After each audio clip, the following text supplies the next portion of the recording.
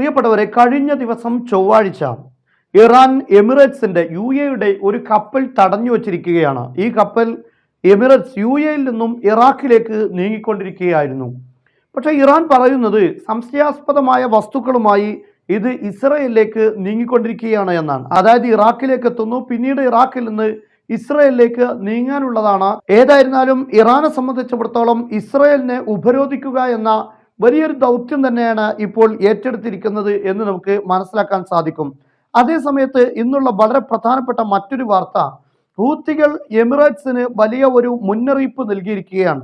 അതായത് ഹൂത്തികൾ ഇപ്പോൾ ചെങ്കടലിൽ ഇസ്രയേലിലേക്ക് ഉള്ള എല്ലാ സർവീസുകളും തടഞ്ഞു വച്ചിരിക്കുകയാണ്. ഏതൊരു കപ്പലും ഇസ്രയേലിനെ ലക്ഷ്യമാക്കി, അത് ഏത് പതാകയുള്ള കപ്പലാണെങ്കിലും ശരി, ഇസ്രയേലിലേക്ക് നീങ്ങുകയാണെങ്കിൽ അത് ആക്രമിക്കും, അത് പിടികൂടും എന്ന ഒരു രീതിയാണ് ഇപ്പോൾ ചെങ്കടലിലുള്ളത്.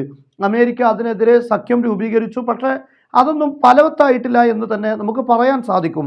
എന്നാൽ യഥാർത്ഥത്തിൽ ഹൂത്തികൾ ചെയ്യുന്നത് ഇസ്രയേലിലേക്കുള്ള ചരക്ക് കപ്പലുകൾ മാത്രമാണ് തടയുന്നത്. പക്ഷേ ഇവിടെ എന്തുകൊണ്ട് മറ്റുള്ള കപ്പലുകൾക്കും സർവീസ് ചെയ്യാൻ പറ്റുന്നില്ല എന്ന പ്രസക്തമായ ചോദ്യമുണ്ട്.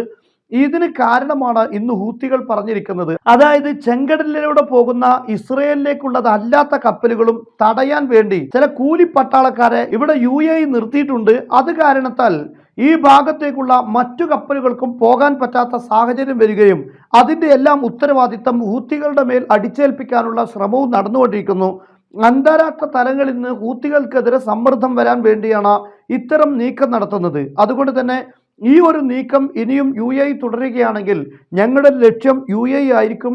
ഇത് മുഖവിലക്ക് എടുക്കേണ്ടതാണ്, അല്ലെങ്കിൽ കനത്ത വില നൽകേണ്ടി വരുമെന്ന മുന്നറിയിപ്പാണ് ഇപ്പോൾ ഹൂത്തികൾ നൽകിയിരിക്കുന്നത്. യഥാർത്ഥത്തിൽ ലോകത്തിന്റെ പല ഭാഗങ്ങളിലും ഇപ്പോൾ ഈ കപ്പൽ സർവീസുകൾ സുഗമമല്ലാത്തത് കൊണ്ട് തന്നെ, അത് ഗുഡ് ഹോപ്പ് വഴി ഒക്കെ പോകേണ്ടി വരുന്നത് കൊണ്ട്, ചരക്ക് കപ്പലുകളുടെ കൂലി വർദ്ധിച്ചത് കൊണ്ട് തന്നെ ചരക്കുകൾക്കും ഇപ്പോൾ ക്രമാതീതമായി വില വർദ്ധിച്ചുകൊണ്ടിരിക്കുകയാണ്. ഹൂത്തികൾക്കെതിരെ ലോകത്തിനുള്ള പ്രതിഷേധം തിരിക്കാൻ വേണ്ടി അവർ കൃത്രിമമായി ഉണ്ടാക്കുകയാണ് എന്നാണ് ഹൂത്തികൾ പറയുന്നത്. അതായത് ഞങ്ങൾ ഇസ്രായേലിലേക്കുള്ള സർവീസുകൾ മാത്രമാണ് തടയുന്നത്, പക്ഷെ അവിടെ മറ്റ് കപ്പലുകൾക്ക് കൂടെ ഭീഷണി ഉണ്ടാക്കുന്നത് ഇത്തരത്തിലുള്ള സഖ്യകക്ഷികളും അതുപോലെ തന്നെ നേരത്തെ പറഞ്ഞ കൂലിക്കാരെ നിർത്തിക്കൊണ്ട് ചെയ്യുന്ന ഇത്തരം നീക്കങ്ങളുമാണ് എന്നാണ് ഹൂത്തികൾ പറയുന്നത്. നിലവിൽ ഹൂത്തികൾ പലതവണ ആവർത്തിച്ച് പറഞ്ഞ ഒരു കാര്യമാണ്, മറ്റുള്ള കപ്പലുകളെ ഞങ്ങൾ തടയുകയില്ല, ആ സർവീസുകൾ കൃത്യമായി നിലനിൽക്കട്ടെ എന്ന് തന്നെയാണ് അവർ പറയുന്നത്. കാരണം മറ്റുള്ള കപ്പലുകൾക്കെല്ലാം തടസ്സമുണ്ടാക്കുക എന്നത് അവരുടെ ലക്ഷ്യമല്ല. ഇസ്രയേലിൻ്റെ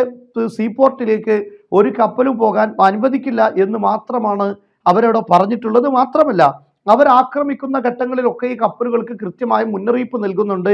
തിരിച്ചു പോകാൻ 2-3 തവണ ആ മുന്നറിയിപ്പ് നൽകിയതിന് ശേഷമാണ് കപ്പലുകളെല്ലാം ആക്രമിച്ചിട്ടുള്ളത് എന്നും അവർ കൃത്യമായി പറയുന്നു. ചെങ്കടൽ വഴി ഇസ്രയേലിന് വലിയൊരു ഉപരോധം തന്നെയാണ് ഇപ്പോൾ ഹൂത്തികൾ ഉണ്ടാക്കിയിരിക്കുന്നത്. പക്ഷേ ഈ ഒരു സമരം പൊളിച്ചു കളയാൻ വേണ്ടിയാണ് ഇത്തരത്തിലുള്ള വ്യാജ നീക്കങ്ങളെല്ലാം നടക്കുന്നത് എന്നാണ് അവർ ഇപ്പോൾ ആരോപിക്കുന്നത്.